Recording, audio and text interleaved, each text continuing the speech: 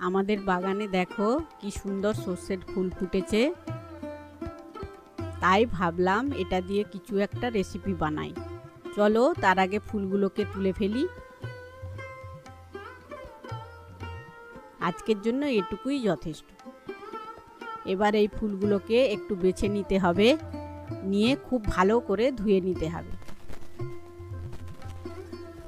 এবার ব্যাটার বানানোর জন্য নিচ্ছি 1 কাপ বেসন, হাফ কাপ চালের গুঁড়ো, কিছুটা কোচানো পেঁয়াজ, লঙ্কা কুচি, স্বাদ মতো লবণ, হলুদ গুঁড়ো, কাশ্মীরি লঙ্কার গুঁড়ো, জিরে গুঁড়ো আর কালো জিরে। সবশেষে দেব ধুয়ে রাখা ফুলগুলো। এবার এটাকে খুব ভালো করে মাখিয়ে নিতে হবে, দিয়ে অল্প অল্প করে জল দিয়ে মাখতে হবে। ঠিক এই রকম হবে ব্যাটারটা, না খুব পাতলা না খুব শক্ত।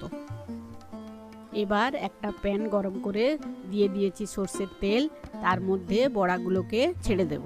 গ্যাসের ফ্লেমটা মিডিয়ামে রেখে উল্টে পাল্টে ভেজে নিতে হবে। বড়াগুলো ভাজতে আমাদের 2 থেকে 3 মিনিট সময় লাগবে। আমাদের সর্ষে ফুলের বড়া একদম রেডি। এবার পরিবেশন করার পালা। এরকম নতুন নতুন রেসিপি দেখার জন্যে চ্যানেলটিকে সাবস্ক্রাইব করে রেখো।